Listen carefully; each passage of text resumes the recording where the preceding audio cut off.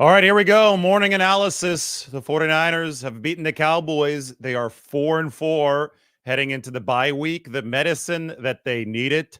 Was it a perfect win? Absolutely not. Was it a really good win and a very, very necessary win for the 49ers?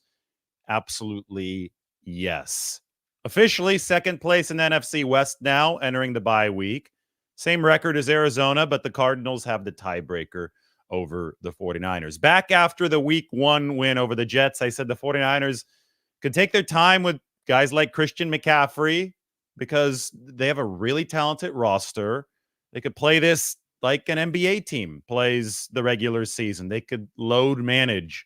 And that take was correct. The 49ers have stayed afloat despite the fact that they haven't been at full strength roster-wise quite yet in this season. They probably should have won a couple more games even with the lesser roster that they've thrown out there, but they still are 4-4 despite blowing the games against the Rams and the Cardinals. Big picture is that the 49ers are in position to make a November run, and that's the type of run that they've made in each of the past 3 seasons, 2021, 2022, 2023. Now we're in 2024, and the 49ers beat the Cowboys 30-24.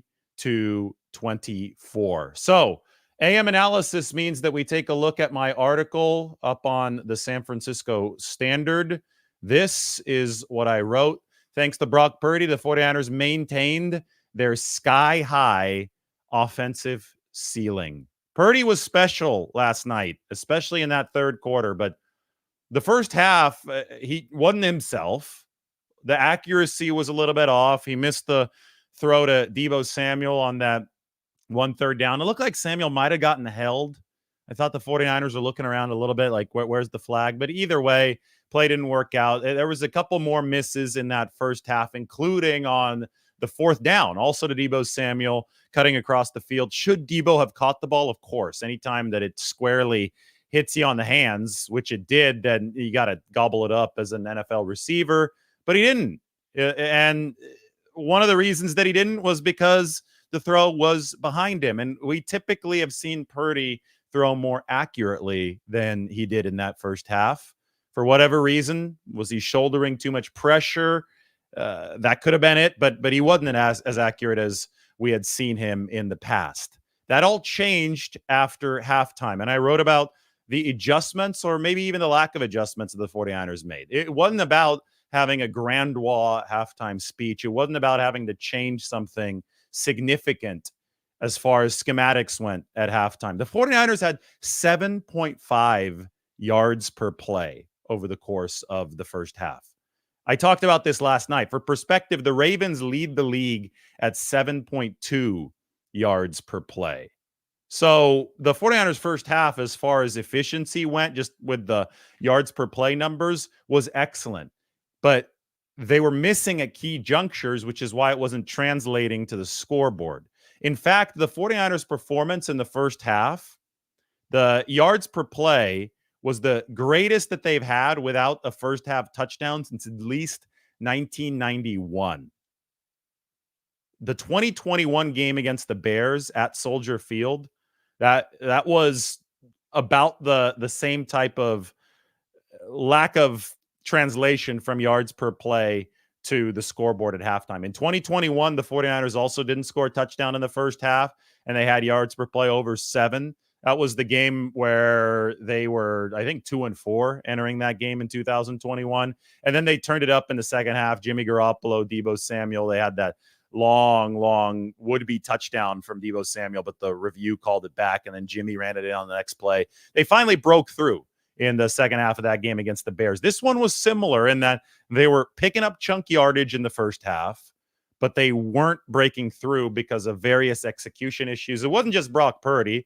It was 3 holding calls from non-offensive linemen. It was Deebo Samuel not holding on to that obviously imperfect pass from Brock Purdy, but then Deebo Samuel also dropping a screen where the 49ers had a blocking convoy set up in front of him. Just frustrating stuff from the 49ers. They needed to execute so that the dominoes would fall, and execute they did over the course of the second half.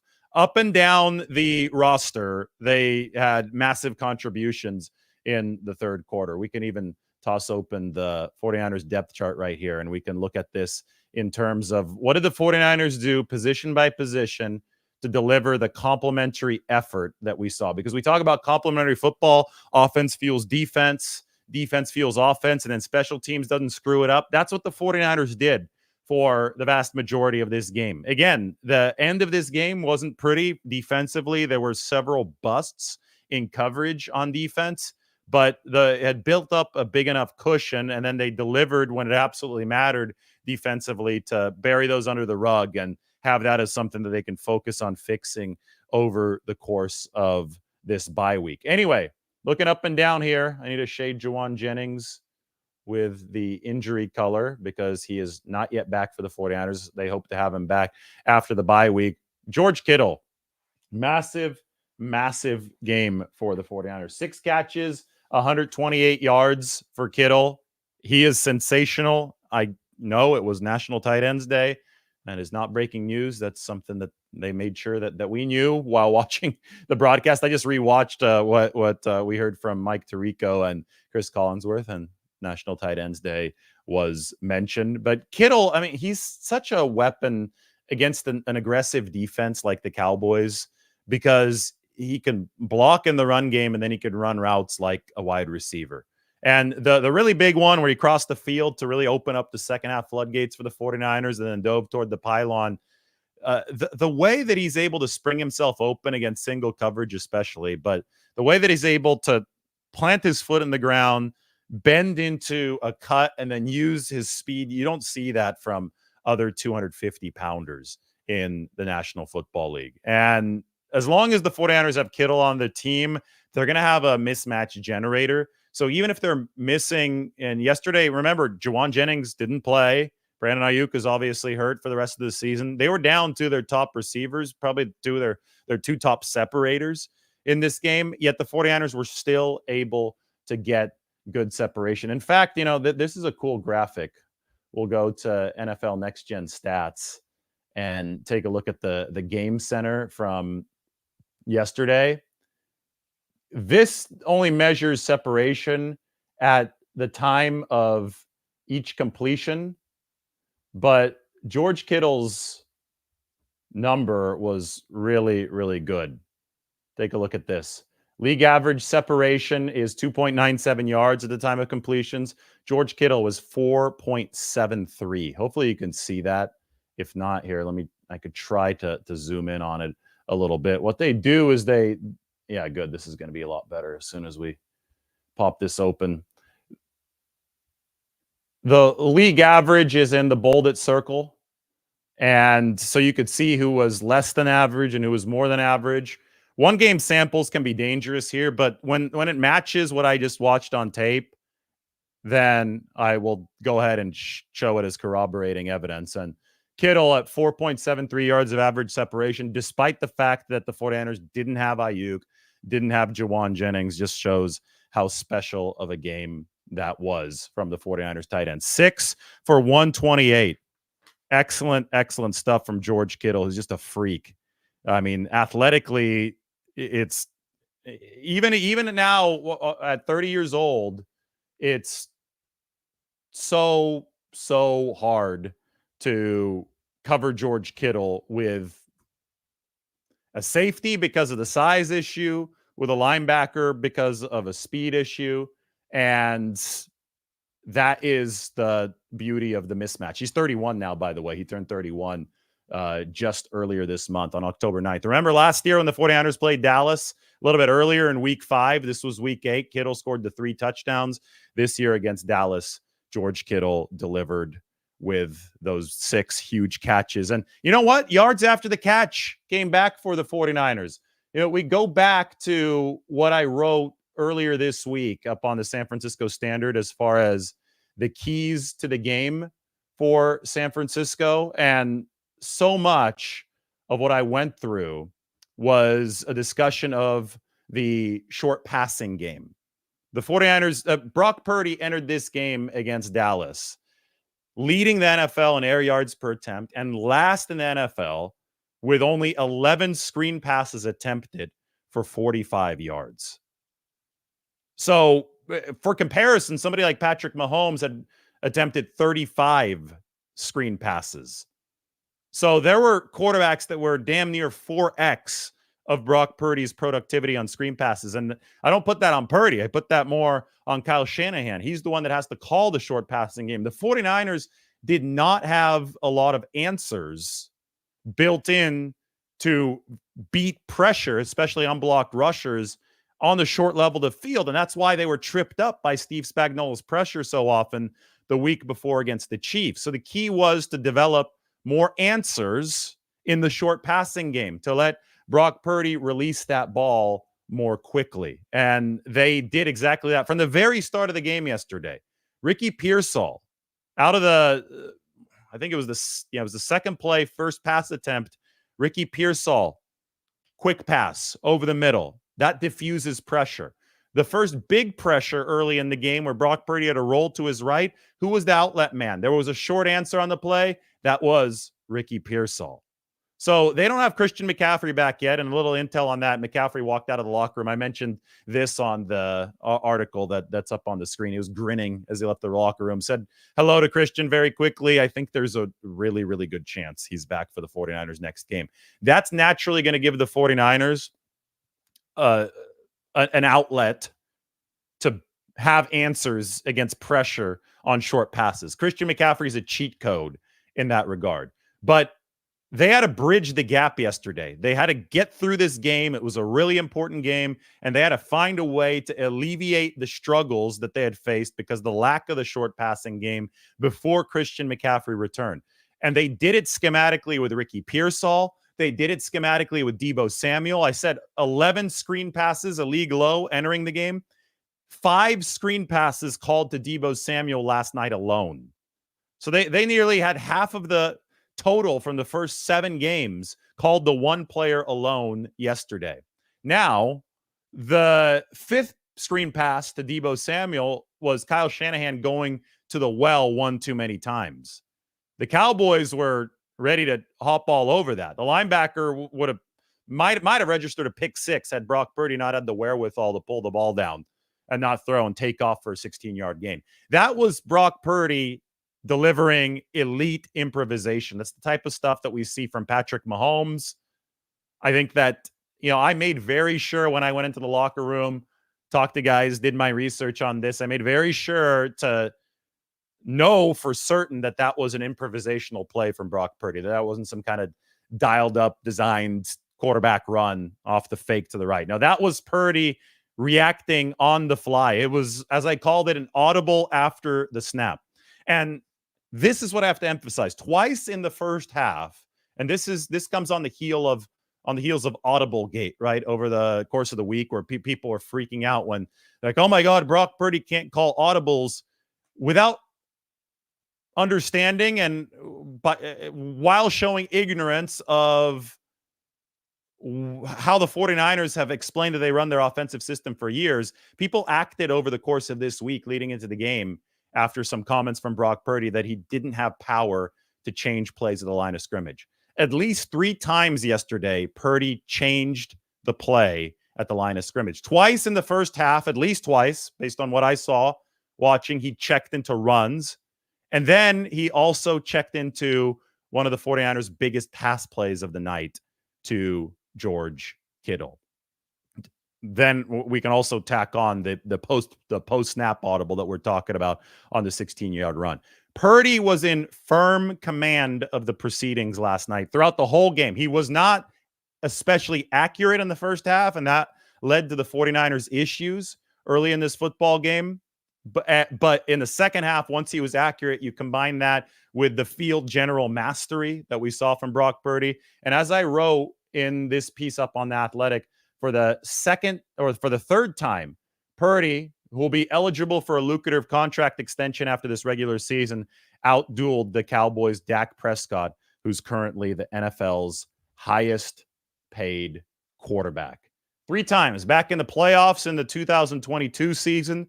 That was an uglier defensive battle, but Purdy came through, took care of the football against the Cowboys That was his first step onto the postseason stage. Then he just electrified the Cowboys and everybody watching last season. That was a Sunday night game at Levi's in week 5. That's where Kittle scored those 3 touchdowns. And finally, yesterday, I thought that this was the most complete Purdy performance against Dallas that we had seen. He was the 49ers leader in rushing yards for much of this game. We can take a look at the efficiency here.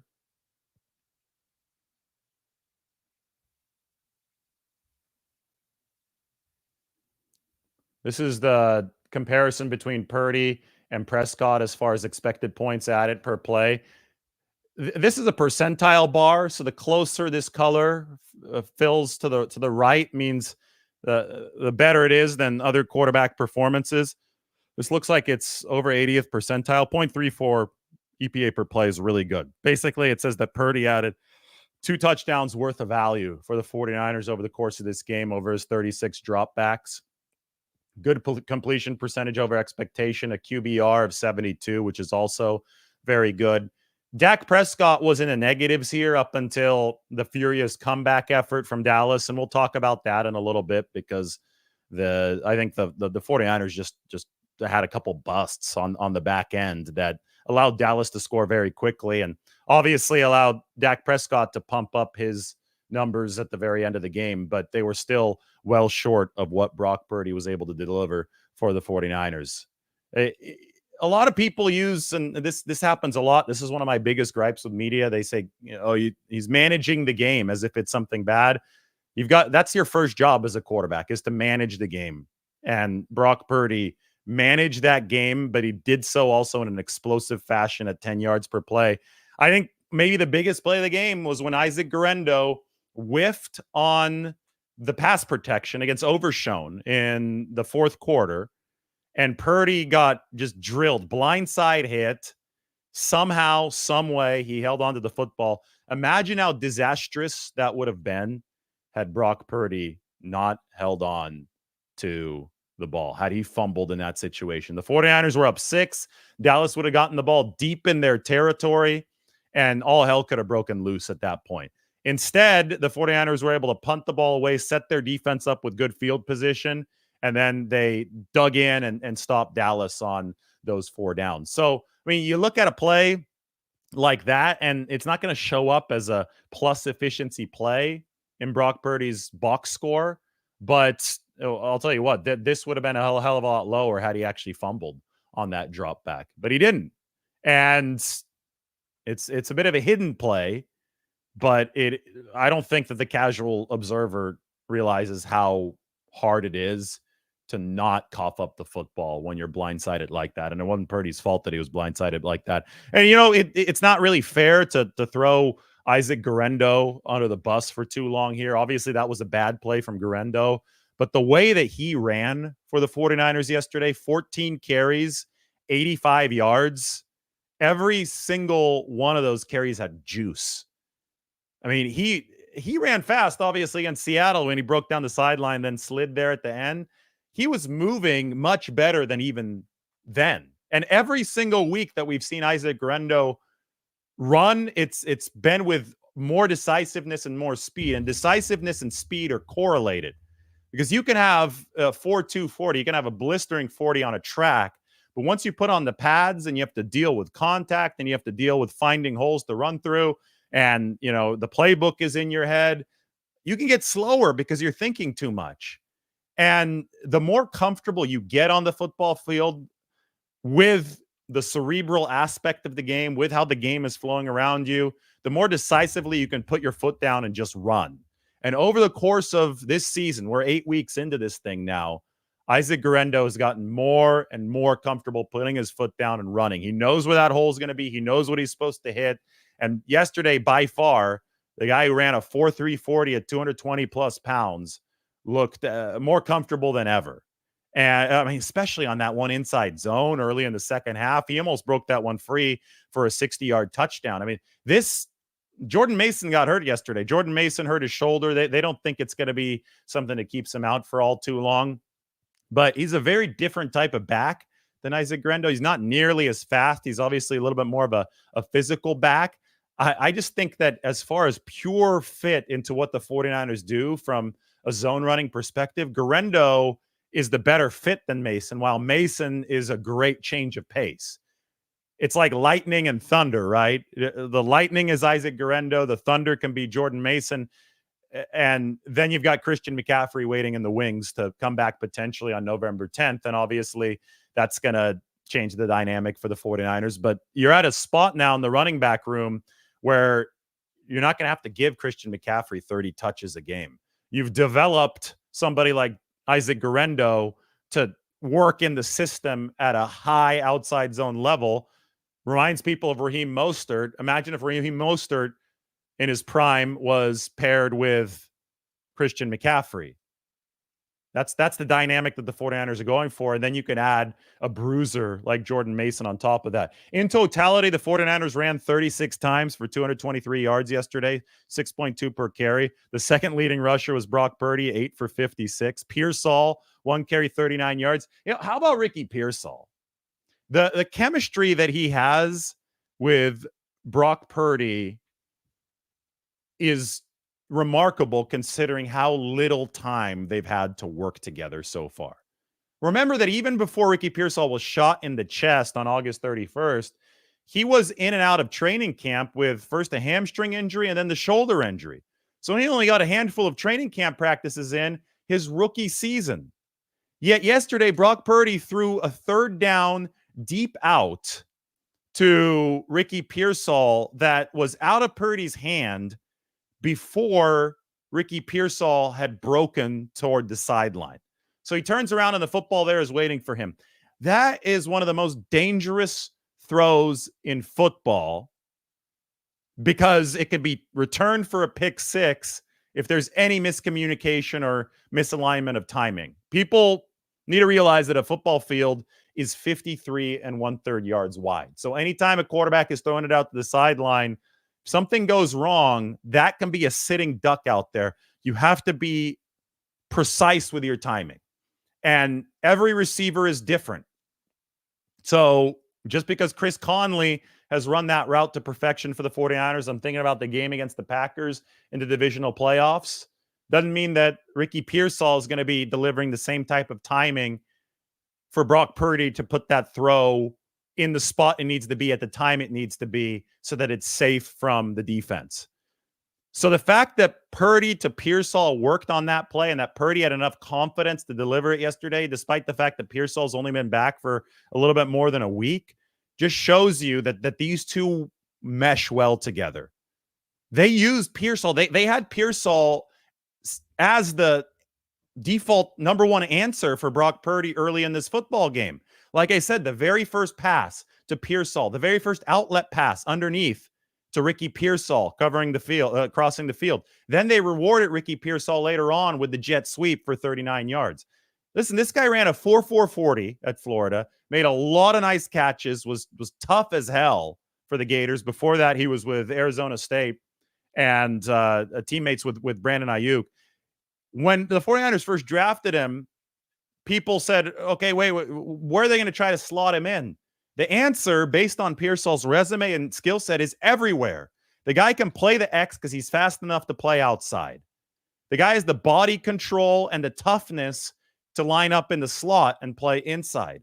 But most of all, he just has the wherewithal as a receiver. And I think this is a credit to Rick Pearsall, Ricky's dad, who was a great receiver at the University of Northern Arizona. He's now in the firefighter in Phoenix. I think that Ricky Pearsall learned and studied the technicalities of playing the position from a young age from his dad, to where he combines that very above average athleticism with a cerebral mastery of the game that fits perfectly with what Brock Purdy's trying to do. That's what the 49ers saw when they drafted Ricky Pearsall, and that's what they're getting now. His role is only going to increase. The fact that he was already such a featured weapon for the 49ers yesterday, just 2 games into this thing after, again, being shot in the chest on August 31st. Shout out to Lindsay Theory at ESPN. She did a really, really good job with the video yesterday. talking to Sergeant Joel Harrell from the San Francisco Police Department, who was the first responder to Ricky Pearsall there near Union Square.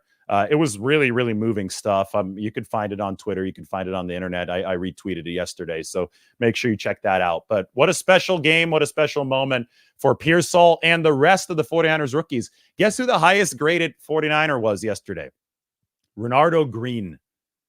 Renardo Green played 45 snaps, 33 in coverage. He has taken over that cornerback spot from Isaac Yiadom. That was the 49ers plan. They wanted Renardo Green to ascend. I don't know if they expected it to happen this quickly, but it's happened before the bye week. And Renardo is playing so well. There was a play where Dallas went to their tight end, Ferguson. It was a 2-play stretch, first of all. This is in the first half. It's 7-3. The 49ers are trailing. Dallas is driving. The Cowboys are in the red zone. They're threatening to make this 14-3. The 49ers have problems if this gets to 14-3. One play is a pass breakup against the other tight end in the back of the end zone from Malik Mustafa, 49ers rookie safety. Plays it perfectly, saves a touchdown, knocks the ball away with great coverage, playing larger than his frame in the back of the end zone. That's great. That was second down. Then came the third down play where Dallas went to their top tight end, Ferguson, on the far side. It was Renardo Green and Malik Mustafa, two 49ers rookie DBs who just swarmed to the football. Not only was there the recognition, not only there was was there the speed, and Ferguson's a fast, athletic guy. We saw a screen pass on the drive before turn into a first down, but recognition and speed from the two rookies. But besides those two things, there was violence from Green and Mustafa to the point where they knocked the ball away from Ferguson. He got lucky that he was the only one that saw where it was, so he hopped back on it. But that could have been another takeaway for the 49ers on a night where they picked off Dak Prescott 2 times. So that was high level stuff. And as I said, Renardo Green, highest graded 49er. Second highest graded defender, Jair Brown, had that initial interception. I thought Jair Brown was flying around.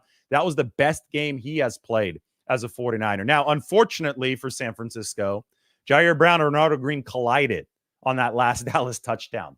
And sometimes, it's a learning moment. It's a bad break. It's a combination of both. 49ers can be happy that kind of gaffe happened in the game that they ultimately won.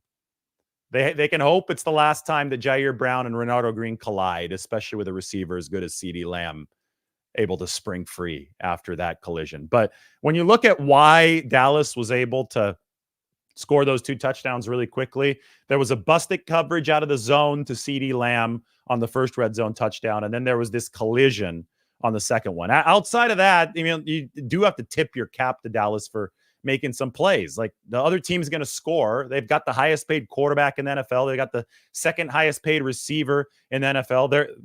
Damage is going to happen against your defense, no matter who your defense is. You've got to minimize it to a reasonable level, though, and the 49ers weren't able to do that over the course of those 2 drives because of the busted coverage, and then because of it was also busted coverage, but it was because of a collision later on. But we should probably talk more about what the 49ers defense did in the middle of the game, because that's what won this game for San Francisco on the defensive side of the ball. The Cowboys, this is their drive chart. They punted on their first drive. They were intercepted, Jair Brown on their second drive. That was Nick Bosa. Bosa, 6 pressures yesterday. We'll get to the drive chart here in a second. I want to illustrate some of what Nick Bosa and the defensive line was able to deliver from a pressure standpoint for the 49ers.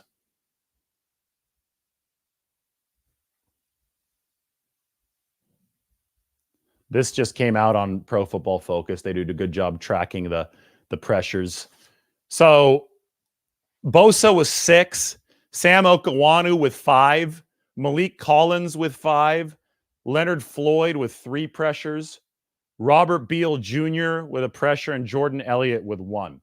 Couple things.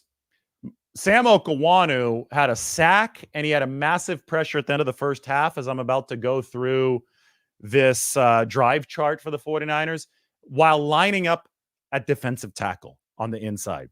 Okawanu's a defensive end. Historically, the 49ers, as they've developed their linemen over the course of these seasons, Historically, they found a guy or two to be able to slide inside on obvious passing downs. And what that allows them to do is work against guards who are not as athletic as tackles. And then they could have that athleticism advantage in the four-man rush. It's a little bit of a NASCAR package feel. So everybody was wondering who's going to be the Arden Key or the Charles Omenihu of this season for the 49ers. Well, Sam Okawanu, on two of his pressures, and they're both quarterback hits, one was a quarterback sack, lined up against Tyler Guyton, the Cowboys guard. And he won both of those matchups. It was a ferocious rush from the inside. So here we have Okawanu delivering what the 49ers need as far as juice from the interior, where they've lost Javon Hargrave. We have Bosa, just a great player on the outside. Bosa is the one that just drilled Dak Prescott, forced that first interception. And then very quietly, Malik Collins is delivering a solid pass rushing year, and Leonard Floyd is doing a good job on the opposite side of Nick Bosa. The 49ers have upgraded the bookending edge rushing spot with Leonard Floyd. He's top 20 in pass rush win rate for defensive ends. So the 49ers have a top 5 guy in Bosa and a top 20 guy in Floyd, which ranks better than where Chase Young was last year. And he's better against the run than where Chase Young was last year. Now, can the 49ers add another piece to this defensive line or another 2 pieces to make it better? Of course. You can never have too many of these guys. You can always spruce up depth. I think they expect Javon Hargrave to be back if they make it to the postseason, but you still wouldn't mind having more defensive tackle and defensive end depth. But I do think that so much of what the 49ers did well, especially during that solid stretch in the middle of the game defensively, happened because of these guys who are really, really solid up front. They also held Dallas to, 3.5 yards per carry on the game. Standard run game for the Cowboys wasn't all too productive in this one. Now, there were a couple lapses, and we can go through the drive-by-drive. There were a couple lapses early in the 49ers win against Ezekiel Elliott, some of those runs in the middle, and those were the ones you're like, okay, well, maybe they could use a little extra defensive tackle help. Maybe they can bring in one of those wide-bodied 3 techniques. I know everybody likes to talk about DJ Jones and how the 49ers are missing a body like that. I know Evan Anderson is now on the 53-man roster, so that helps a little bit. But again, you could never have too many of these guys. And I think that there were some cracks early in the game, but ultimately the defensive line played a really, really solid outing. So the drive-by-drive, punt and interception on the first 2 for the Cowboys. Then drive number 3, they went 11 plays, 66 yards. And I thought this was the most disappointing defensive drive of the game for the 49ers. I know the end got ugly and it got weird, but there were a couple busted coverages, and the Cowboys were desperate. I think at some point you just had to tip your cap to Dallas trying to scrap and fight to stay alive with 2 good players in Prescott and CeeDee Lamb. But that third drive, there were 2 3rd and 10 conversions that the 49ers allowed, even when Dallas was playing timid football offensively. And that to me was not acceptable. That's something that the 49ers really have to look and clean up. And I look at Nick Sorensen because he's the defensive coordinator. He's got to be calling this defense. He has to know the trends. He has to know what's happening. He has to identify and get a feel for what Dallas is doing, how they're trying to attack the 49ers. And he's got to call his defense appropriately to counteract that. And Dallas handed it off to the fullback to finish their first drive on 3rd and 5. They ran a give-up run to their fullback on 3rd and 5, which told me this is not a confident offense. That was a hell of a play call, right? I mean, in a bad way, to give it to your fullback on a draw on 3rd and 5, 3rd and 10. I understand the 49ers ran on 3rd and 10 to set up a field goal. The Dallas was 3rd and 5, not even in field goal range, and they ran this surrender run to their fullbacks. That gave you an idea of where the Cowboys and Dak Prescott were mentally. And the 49ers just disregarded that. Nick Sorensen just disregarded that on drive number 3 when Dallas was in 3rd and 10. And he wasn't ready for the run to Kevontae Turpin. Thought it was obvious that Dallas would try either a run or a screen pass. They weren't going to push the ball downfield. They weren't going to expose Dak Prescott to the pass rush and potentially another interception. Yet Kevontae Turpin ran for the first down. So that was bad from the 49ers. Later in the same drive, another 3rd and 10. Ferguson, the tight end, screen pass. I know there was a missed tackle on the play, but he rumbled toward a first down. you've got to be ready for the screen. You've got to be ready for the run until Dallas proves that Prescott is going to drop back in 3rd and long, face the full wrath of the pass rush. And until he proves he can beat you in that way, you can't lose in the other ways. And the 49ers did. And that led to the Ezekiel Elliott touchdown. So that was where the defense was really bleeding at the start of this game. And that led to the 4th drive where Dallas drove 8 plays, 41 yards. But that's when the 49ers rookies stepped up. As I said, Malik Mustafa pass breakup on 2nd down in the end zone, and then Mustafa and Renardo Green combined. And that was one of the biggest 2-play stretches of this game. Hold Dallas to a field goal. So it's 10-3 instead of 14-3. And that allowed the comeback to start. Now, we could go back to what I wrote up on the San Francisco Standard, because that's when Brock Purdy started fixing some of the issues from early in the game and led the 49ers to a field goal, 10-6. That they probably should have had another field goal before halftime, but they wasted an opportunity. So they go into the break at 10-6. They don't say anything crazy at halftime. In fact, I start the article here with a common misconception about the NFL is that fiery, rah-rah speeches are customary in locker rooms during halftime. People never do that, chuckled Coach Kyle Shanahan after the 49ers had beaten the Dallas Cowboys 30-24 on the fuel of a 3rd quarter offensive explosion. That's more from movies. We only have a few minutes in there. We review everything that's happened. We review everything going forward. And usually it's hectic and kind of a something show. He prevented himself from using a worse word instead of something there. But, you know, it's funny because Kyle Shanahan even mentioned sometimes I have to use the bathroom during halftime, so I don't even break down the team in the post halftime huddle. It's not as dramatic as people make it out to be. But I think that, you know, this was really emblematic of the adjustments that the 49ers have to make in this bigger picture, in the larger season. You don't have to do anything crazy at the half point of this season. Maybe you add a little bit at the trade deadline, you know, maybe make a few tweaks schematically, but it's about tweaks and not about wholesale changes for the 49ers, just like it was during this game yesterday.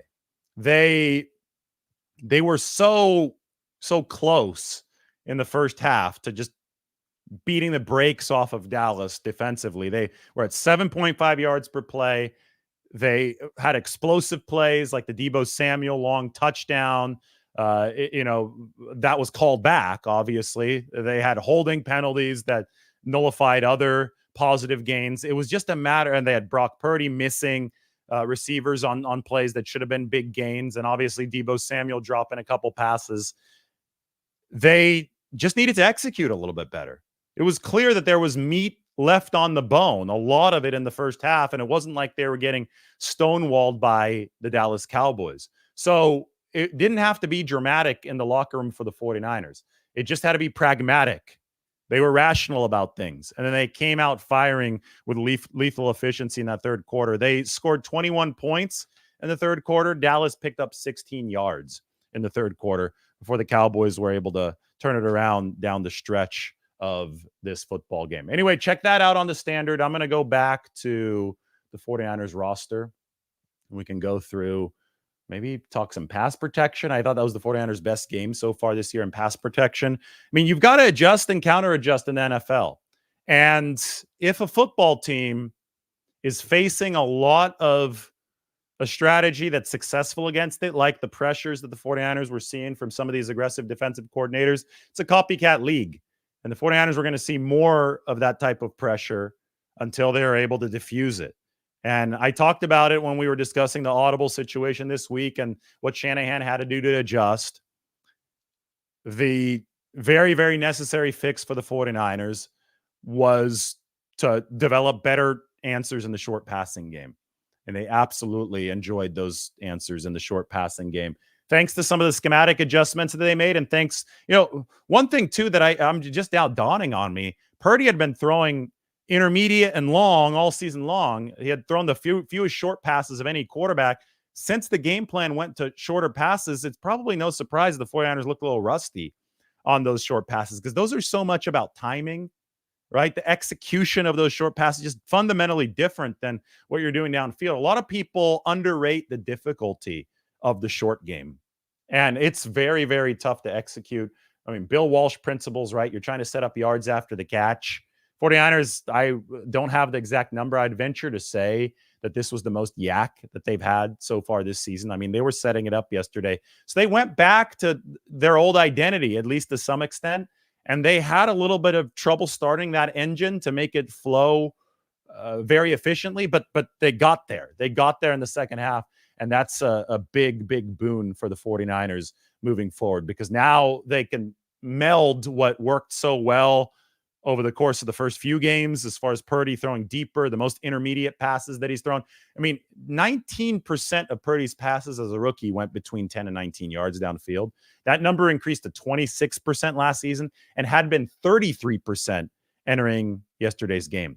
So his intermediate target share had gone up and up and up. And what the 49ers were running less of was the shorter stuff to set up the yards after the catch. Like I mentioned, only 11 screen passes entering yesterday's game. So the fact that they were able to run damn near half of that, right? I think 5 screens yesterday in one game shows that they are working toward this reversion toward what used to work, because that's where they are now as an offense. That's what they needed for more stability. And it certainly worked against the Cowboys yesterday. I want to look up some of these yak numbers on Pro Football Focus now, see if I can find this. The 49ers yards after the catch, we go to receiving. 141 yards after the catch for the 49ers.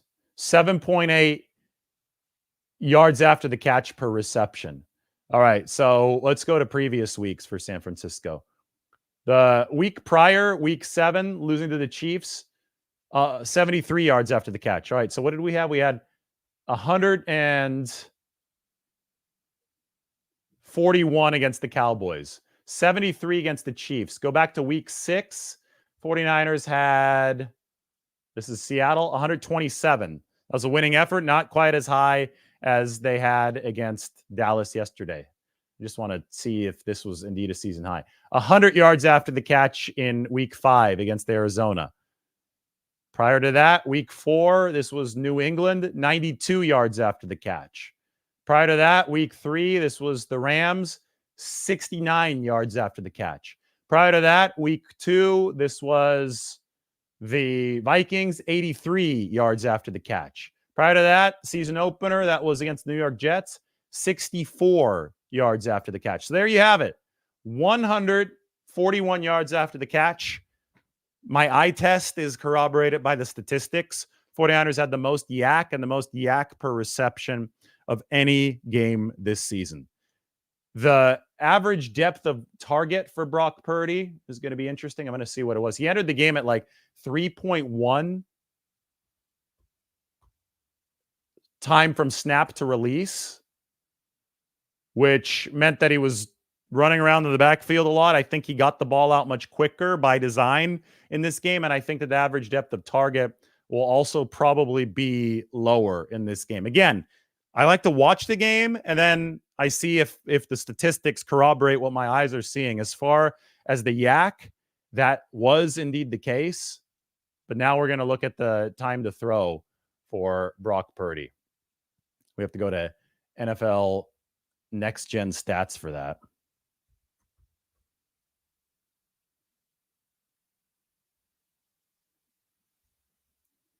So what do we have here? We have week 8 of the regular season. So Purdy, by the way, 3.08 is now the average time from snap to release in the regular season.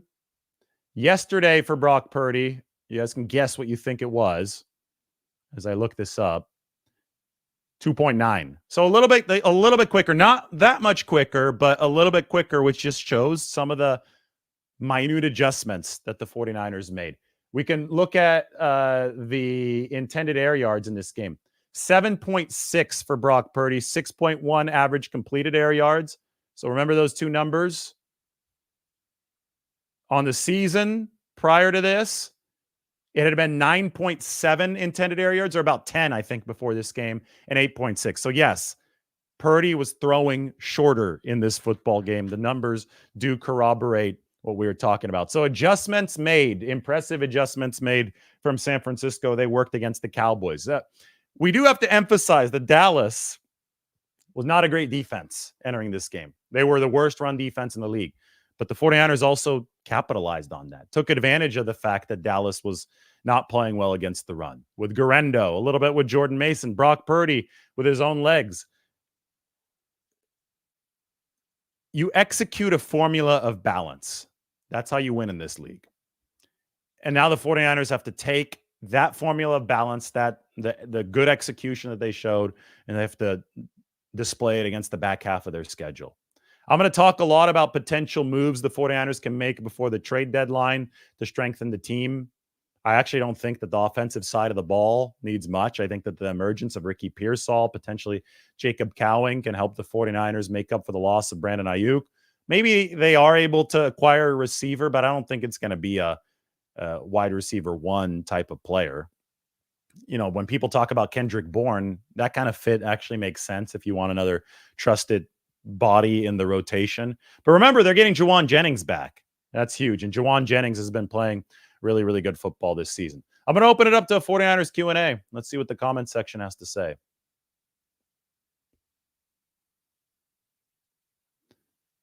Jeff, Debo played while recovering from pneumonia. That's insane. He's a beast. Yeah, that was impressive stuff from Debo Samuel. And Ricky Pearsall is playing after being shot in the chest less than 3 months ago. So there's some real perseverance on this 49ers roster.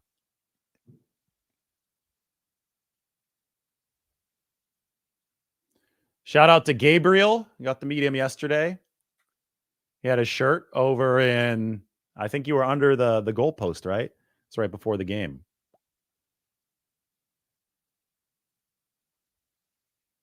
Can I do a quick overview of the contracts coming to an end after this season? Yeah, that sounds good. I'll do a separate video talking about those for you in a little bit. What do the Niners need to do over the bye to come out stronger? I think they need to continue to work on their coverage busts. I think there have been issues on the back end, especially when they've been ahead in games. Yesterday was a great example. The run defense can still be stronger. It is trade deadline time as well. That's coming up on November 5th. So we'll see if they can add a big body to the middle to help with the run defense. It's offensively, though, they've got all the pieces. It's about execution for the 49ers on the offensive side of the ball, as we saw last night. And that's why I wrote this. It wasn't about big grandiose halftime adjustments. It was about executing. You could take a look at this article up on the San Francisco Standard. I'm going to give the link to Mike right now so he could put it into the description of this YouTube video. There you go, Mike. We're going to go 49 minutes. How does that sound? I think it feels about right because it's the 49ers that we're talking about.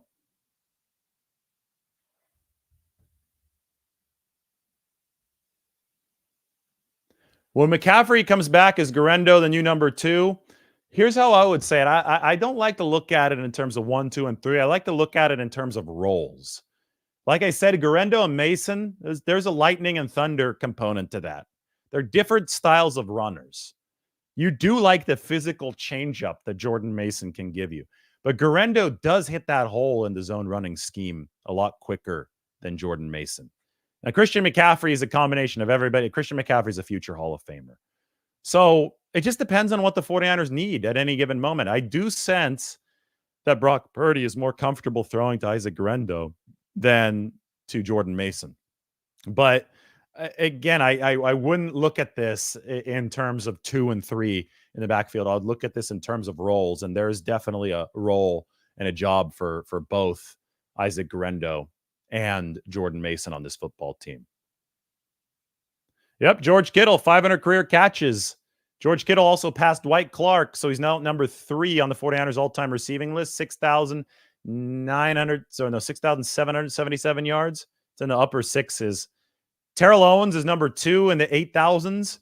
And then there's Jerry Rice, number 1, over 19,000 yards in his career with the 49ers. Unbelievable. We're always, by these statistics, reminded of just how special Jerry Rice was.